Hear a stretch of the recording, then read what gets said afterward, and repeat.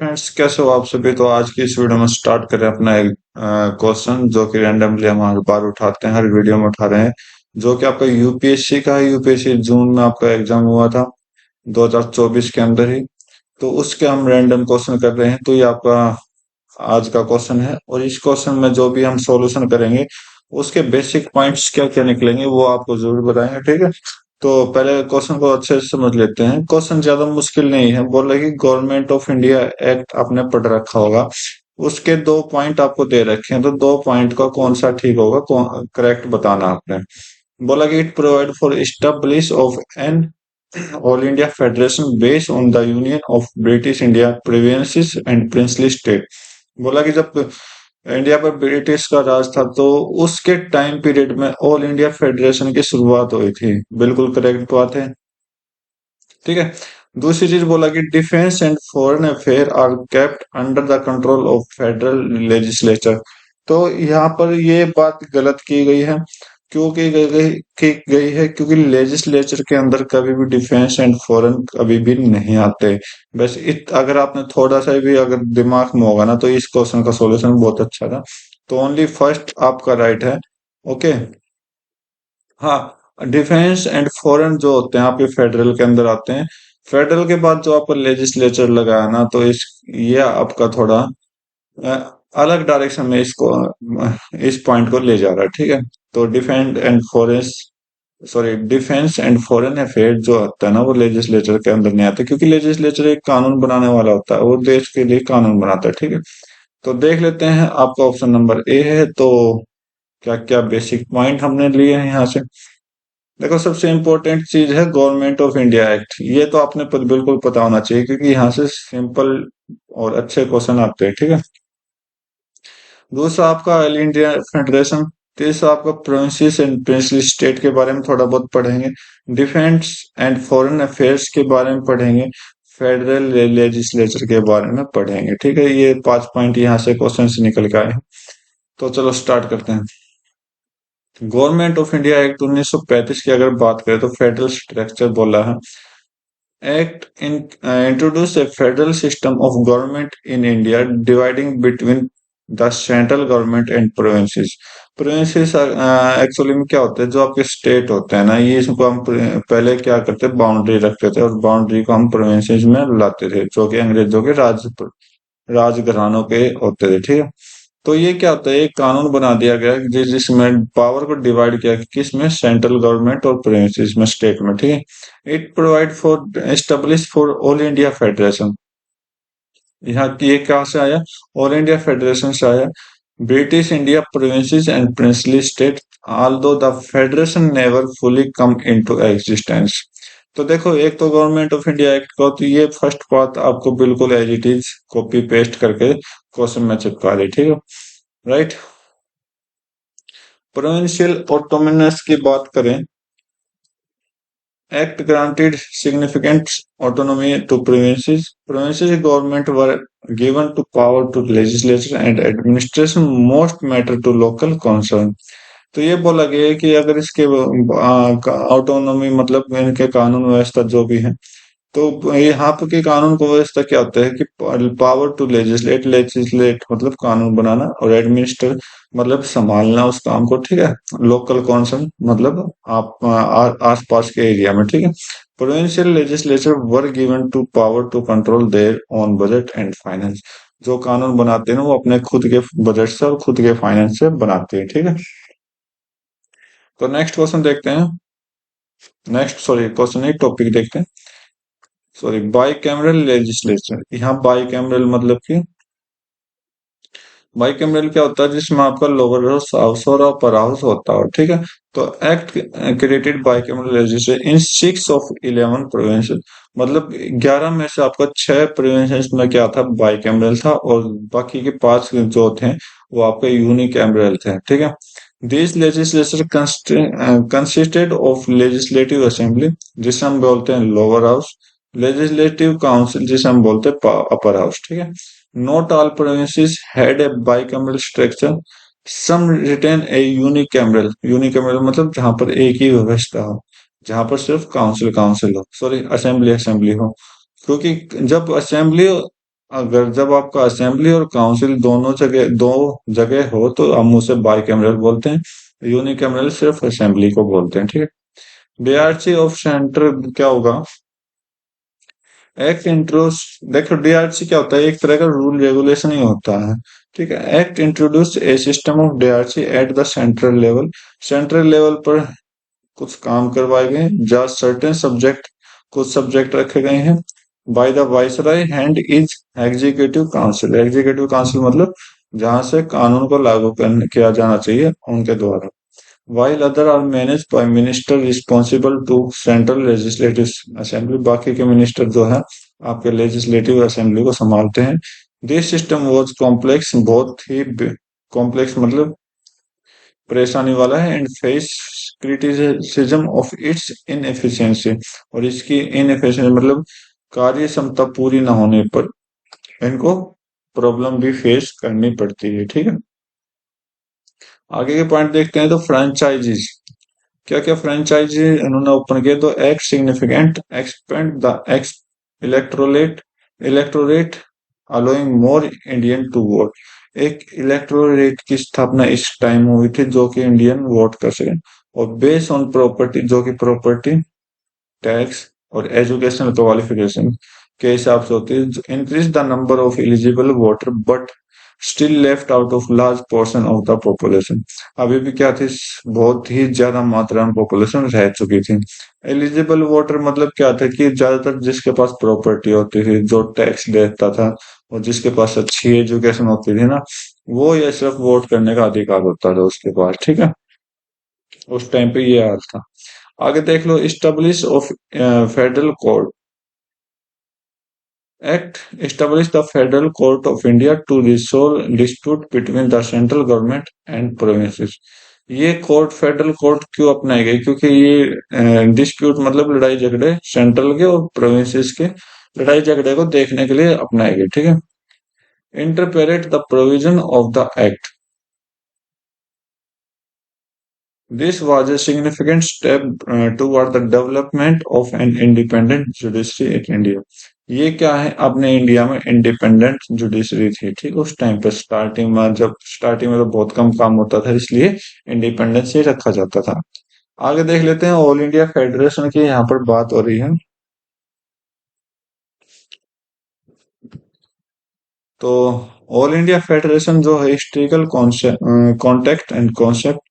All India federation was propose politically structure under government of India act 1935। All India जो federation है उसको बनाया गया, कब बनाया गया? जब गवर्नमेंट ऑफ इंडिया एक्ट 1935 आपके सामने आया। देखो, गवर्नमेंट ऑफ इंडिया एक्ट तीन आए थे, एक तो 1909 आया था, एक 1919 आया था और एक 1935 आया था, जिसमें 1935 में ज्यादातर काम इन्होंने किया है, ठीक है। इसलिए 1935 आपके लिए बहुत ही इम्पोर्टेंट है, ठीक है। It aim thus bring together British India and princely state under the federal system with a central government in Delhi। इन्होंने बोला कि जो ब्रिटिश इंडिया है और प्रिंसली स्टेट है वो एक जगह रहकर अच्छे से काम कर सके, जो कि गवर्नमेंट ऑफ दिल्ली ने बनाया है। स्ट्रक्चरल एंड कंपोनेंट की बात करें तो federation was to consist to province of British India, the princely state and chief commissioner provinces. जो पावर है ना, जिन्होंने बनाया है इसको, वो कौन कौन थे? एक तो ब्रिटिश इंडिया के कुछ स्टेट्स थे, और प्रिंसली स्टेट मतलब कि जो वहां की मतलब जो मेन मेन शहर होते थे ना, वो उस तरह के, ठीक है। और चीफ कमिश्नर वहां के कमिश्नर वगैरह जो कि पावर में थे, ठीक। Each province and state would have its own legislature. हर एक प्रोविंस, स्टेट के और जगह के अपने खुद के अलग अलग कानून होते थे, ठीक है। बाइकैमरल सेंट्रल लेजिस्लेट किया गया, काउंसिल ऑफ स्टेट जिसे हम अपर हाउस बोलते हैं, और फेडरल असेंबली जिसे हम लोअर हाउस बोलते हैं। काउंसिल ऑफ स्टेट आपका कौन क्या चीज हो जाएगी? इस टाइम पर बनाया गया राज्यसभा आपका, और फेडरल असेंबली आपका लोकसभा, ठीक है। पावर एंड डिस्ट्रीब्यूशन की बात करें, power were to be distribute between the central government and provincial government. Power सिर्फ दो लोगों के बीच में बटी हुई थी, जो कि आपको दे दिया सेंट्रल और गवर्नमेंट। तीन लिस्ट के अकॉर्डिंग देखो, आपने सेवंथ पार्ट में क्या है, तीन लिस्ट दे रखे हैं, जिसमें आपको फेडरल लिस्ट है, और देखो उसमें आपने सेंट्रल लिस्ट है, स्टेट लिस्ट है और कॉन्करेंट लिस्ट है। ठीक है, उस टाइम पे क्या था, फेडरल, प्रोविंस और कॉन्करेंट। तो आज के टाइम फेडरल को हम सेंटर बोलते हैं, प्रोविंस को हम बोलते हैं स्टेट, और कॉन्करेंट को बोलते हैं कॉन्करेंट, जो कि दोनों का मिक्स होता है। फेडरल में क्या आता है, under the central government. Federal में सेंट्रल गवर्नमेंट है, प्रोविंशियल स्टेट में जो कि स्टेट गवर्नमेंट का कंट्रोल होता है, कॉन्करेंट में जिसका दोनों का गवर्नमेंट का दोनों काम करती है। ठीक है, आगे पॉइंट देख लेते हैं, प्रिंसली स्टेट रोल एंड इनका रोल क्या है। तो were given the choice to join the federation, which was significant move considering their semi-autonomous status under British suzerainty। तो वही यहाँ पर ब्रिटिश सुजरिटी का मतलब क्या हो जाएगा, तो ब्रिटिश का जहां पर कंट्रोल होता है। ठीक है, हम इसे क्या बोलते हैं, एक तरह का कंट्रोल बोलते हैं, जिसे हम लॉर्डशिप बोलते हैं। ठीक है, इसलिए ब्रिटिश के ज्यादातर अधिकारी को हम लॉर्ड बोलते थे, तो जहां पर इनका आधिपत्य हो। तो इसमें बोला कि जो प्रिंसली स्टेट है, जो कि चॉइस देती है किसको फेडरेशन को ज्वाइन करने की, क्या करने के लिए, सेमी ऑटोनोमस। सेमी ऑटोनोमस क्या होता है कि जैसे कुछ कानून आप बनाइए, कुछ कानून हम बनाते हैं, रेगुलेशन कुछ हम बनाते हैं। ठीक है, तो कहाँ पर स्टेट जो कि ब्रिटिश आधिपत्य के अंदर था, लोगों से भी ये बात बोली गई थी।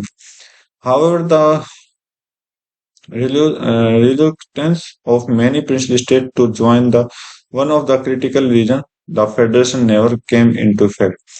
तो ज्यादातर प्रिंसेस स्टेट ने इसको ज्वाइन किया, क्या रीजन था कि federation never come into effect, इस प्रभाव में नहीं आने वाला। ठीक है, सिग्निफिकेंस एंड लेजेंसी की बात कर ले, दो all Indian federation was never implemented, the idea played a crucial role in evolution of India constitutional framework. तो सबसे ज्यादा इंपॉर्टेंट काम बात किसकी है, ऑल इंडिया फेडरेशन की है, जो कभी भी मतलब इम्प्लीमेंट नहीं किया, उन्होंने आइडिया दिया किस चीज का, एक रोल का, जो कि इंडिया के कॉन्स्टिट्यूशन का इवोल्यूशन करे, अच्छे से जांच पड़ताल करे। Federal principle and ideas of central authority with provincial autonomy influenced the drafting of the Indian Constitution post independence। Post independence मतलब इंडिपेंडेंस के बाद क्या बोला कि ड्राफ्टिंग बनाएगी, मतलब कि कानून बनाने की प्रक्रिया आपको यहाँ पर से जारी की गई। ठीक है, तो ये था government sorry all India federation के बारे में। अब बात कर लेते हैं प्रिंसेस, क्योंकि प्रिंसेस और प्रिंसली स्टेट दो अलग अलग थे। ब्रिटिश एडमिनिस्ट्रेशन की बात कर लेते हैं। Princess in British India were territory directly govern by British government. Princess क्या होता था कि ज्यादातर जो मतलब जो भी सुविधा थी वो सारी डायरेक्ट ब्रिटिश गवर्नमेंट से आती थी, जो भी बात इन्होंने बनवानी थी। तो ये प्रिंसेस है, तो यहाँ से प्रिंसेस और प्रिंसली में आपको डिफरेंस पता लगेगा। They were divided into two type, दो टाइप में, major princes which are administration by governor and minor princes जो कि लेफ्टिनेंट गवर्नर के द्वारा या चीफ कमिश्नर के द्वारा एडमिनिस्ट्रेशन किया जाता था। जैसे आज के टाइम अगर आप देखोगे तो स्टेट हो गया, और दूसरा क्या होगा, यूनियन टेरिटरी। तो स्टेट पे किसका राज होता है, गवर्नर का राज होता है। यूनियन टेरिटरी पे किसका राज होता है, लेफ्टिनेंट गवर्नर का होता है। ठीक है, तो ये चीज आप याद रखना। ये वहां के चीफ कमिश्नर मतलब पुलिस कमिश्नर का। ठीक, रिफॉर्म और गवर्नेंस की बात कर ले तो गवर्नमेंट ऑफ इंडिया एक्ट 1919 आ गया, गवर्नमेंट ऑफ इंडिया एक्ट 1935 जो कि रिफॉर्म में आया गवर्नेंस ऑफ प्रोविंस को लेकर। 1935 एक्ट जो है प्रपोज किया सिग्निफिकेंट डिवोल्यूशन ऑफ पावर, मतलब 1935 में क्या है, ज्यादातर लड़ाई झगड़ा हो गए थे। ओके, तो मतलब आंदोलन वगैरह चल रहे थे, उनको देखते देखते क्या क्या यहाँ पर सभी क्या हो गए, पावर में आ गए। Establishing principle autonomy and creating a system of responsible government in the provinces. तो यहाँ से ऑटोनॉमी प्रोविंस क्या क्या एक सिस्टम को क्रिएट किया, ताकि जो कि प्रोविंसेस है, जो कि गवर्नमेंट सॉरी प्रोविंस की गवर्नमेंट रिस्पॉन्सिबल रह सके उस सिस्टम की, ठीक है। नेक्स्ट देख लेते हैं, रोल की बात कर लेते हैं, रोल क्या है। Provinces play a crucial role in the Indian federation freedom movement. चलो देखते हैं क्या है फ्रीडम मूवमेंट में। Legislature become arena for nationalist politic and demands for self governance. इन्होंने डिमांड रखी कि एक नेशनल या फिर अपने सेल्फ गवर्नमेंट का काम किया जाए।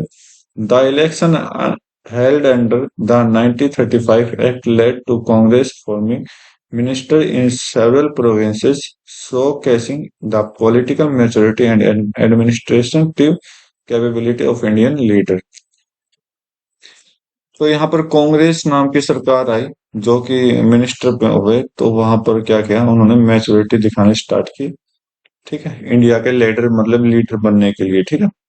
पोस्ट पहले तो अंग्रेज थे, फिर यहाँ से इंडियन के लीडर बनाने स्टार्ट हो गए। पोस्ट इंडिपेंडेंस इंटीग्रेशन की बात करते हैं, तो इंटीग्रेशन इंडिपेंडेंस के बाद,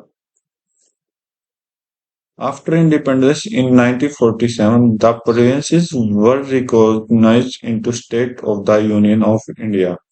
तो रिकॉग्नाइज किया गया प्रोविंसेस को स्टेट में, इनटू स्टेट ये लिखा, ठीक है, किसके अंदर, यूनियन ऑफ इंडिया के अंदर, ठीक है। Provinces involved merging British India provinces, princely state and colonial enclave into a single political entity। बोला कि जो कि ब्रिटिश के अंडर प्रोविंसेस है, प्रिंसली स्टेट है, कॉलोनियल एनक्लेव है, वो एक ही पॉलिटिक्स में आ गए, क्योंकि पहले तो क्या था, अलग अलग कानून था, अलग अलग पॉलिटिकल थे, ठीक है। यहाँ अब एक ही में आ गए। तो बोला कि स्टेट रिकॉग्नाइज एक्ट, जो कि 1956 में आया था, restructure state boundary based on linguistic line.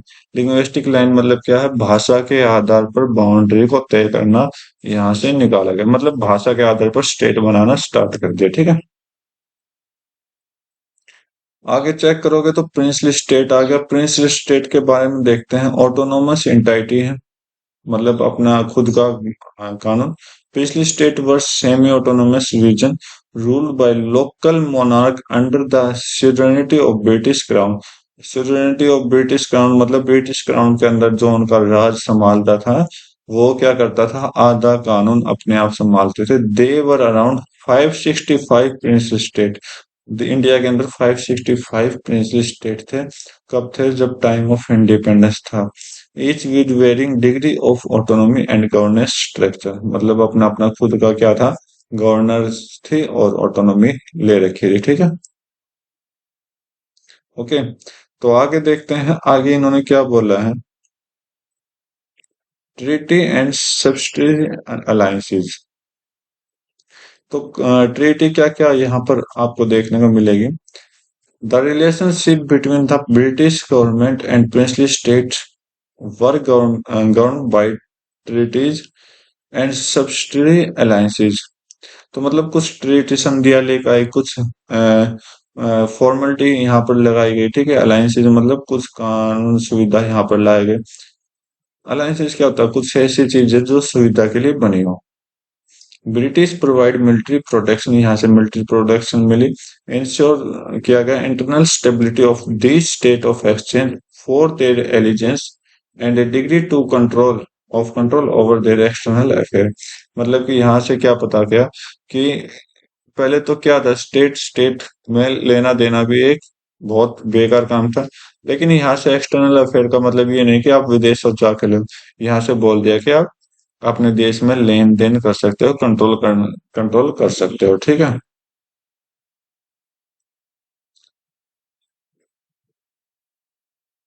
तो भाई आगे देखते हैं, पॉलिटिकल इंटीग्रेशन की बात कर लेते हैं। तो पॉलिटिकल इंटीग्रेशन क्या था, integration of princely state was major challenge, बहुत बड़ा चैलेंज था।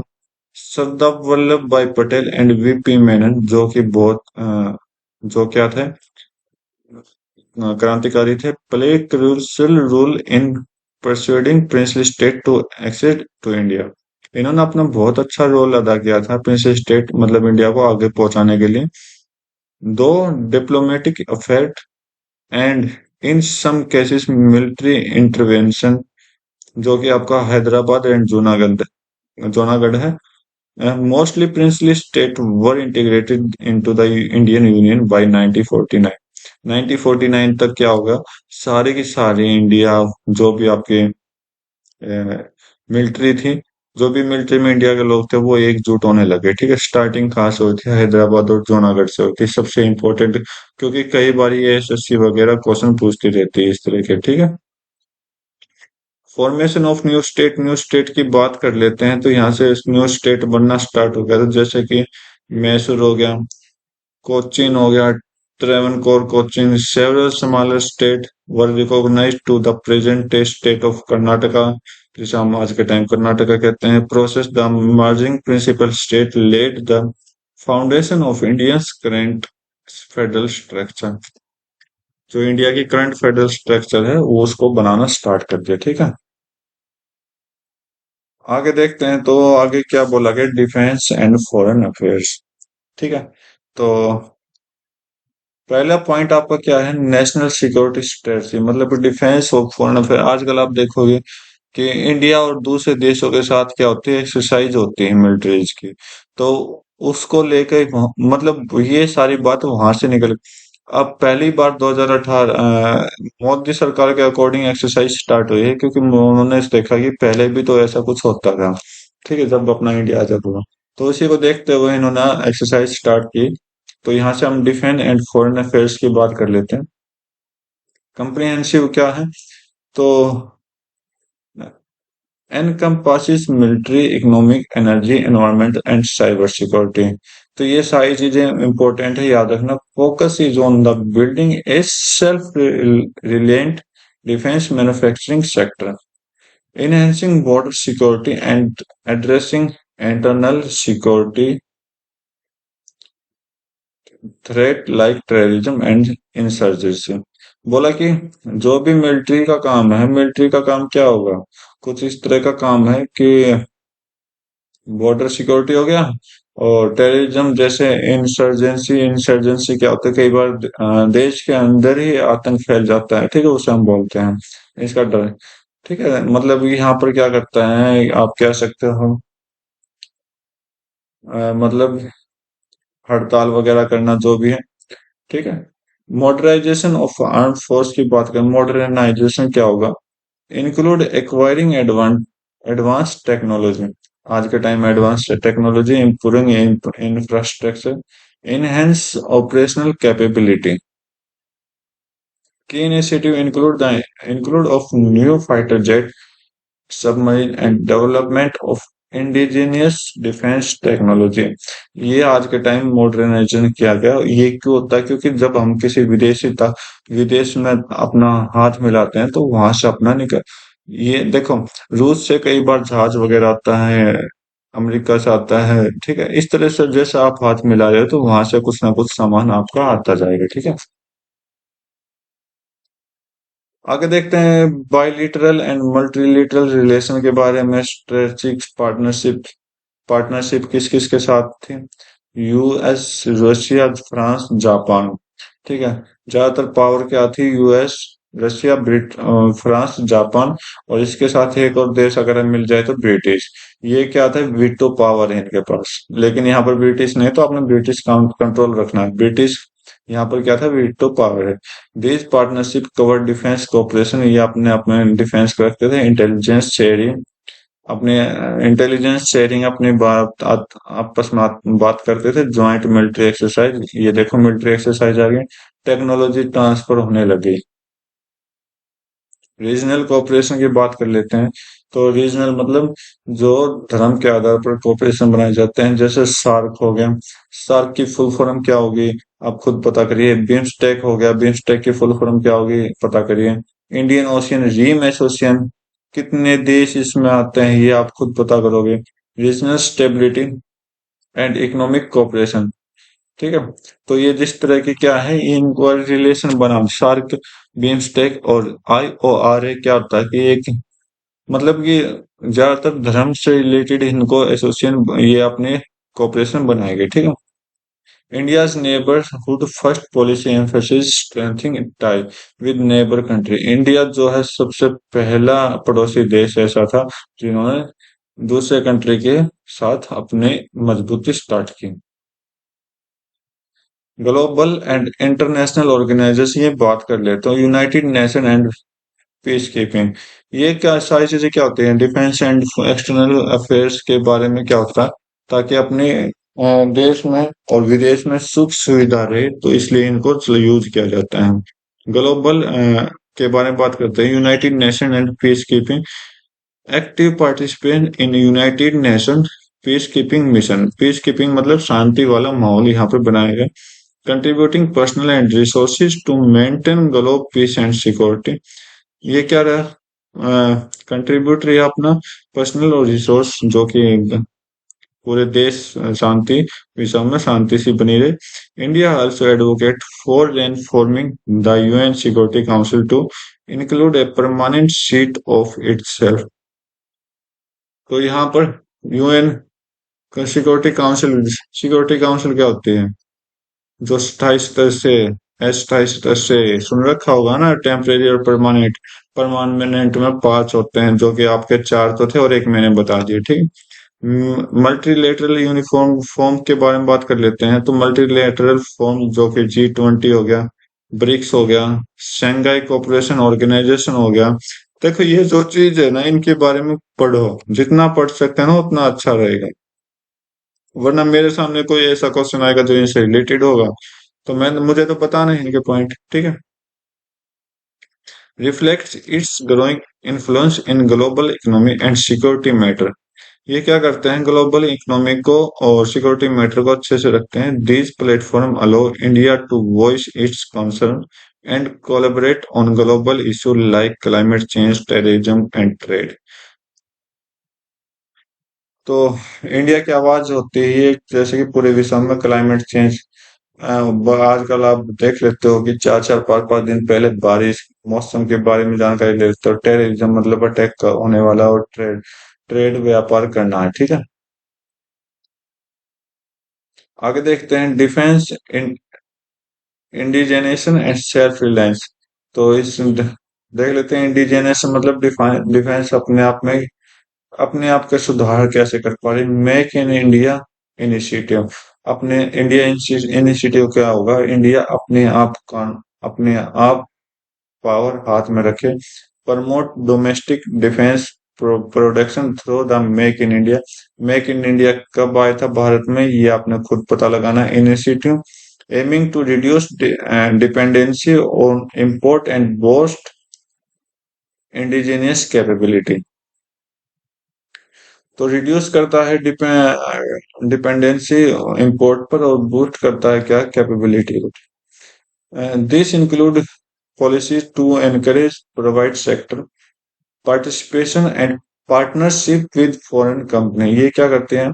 प्राइवेट सेक्टर मतलब कि, और पार्टनरशिप विद फॉरेन कंपनी मतलब कि बाहर विदेशी कंपनी अपने इंडिया में आके व्यापार कर सकती है। तो ये ऐसा कुछ यहाँ पर दिया गया है। डिफेंस प्रोक्योरमेंट पॉलिसी, तो डिफेंस प्रोक्योरमेंट प्रोड्यूसर क्या होता है? Emphasis, transparency, efficiency, timely procurement of defence equipment. तो यहाँ पर क्या बोला गया? अब टाइम टाइम के अकॉर्डिंग डिफेंस जो अपने इक्विपमेंट लाती है, ले जाती है बाहर से। The policy include major to support domestic manufacturer and streamline procurement process to meet the operational requirement of the armed force. तो सिंपल सी लाइन यहाँ पर दी गई है, ठीक है, ज्यादा कुछ नहीं है। ऑलरेडी मैं आपको बहुत कुछ समझा चुका हूँ, वही बात बार बार बोली जा रही है। आगे देख लेते हैं लास्ट पॉइंट आपका, फेडरल लेजिस्लेचर। तो बाई कैमरल स्ट्रक्चर तो आपने देख लिया होगा, बाकी यहाँ पर थोड़ा थोड़ा बता देता हूँ। यूनाइटेड स्टेट में क्या था? 2 हाउसेस होते हैं जिसे हम लोअर हाउस बोलते हैं। लोकसभा, ऑलरेडी आप वीडियो देखते हो तो अच्छे से बात पता होगा, जो कि हाउस जो है रिप्रेजेंट करता है यूएस को।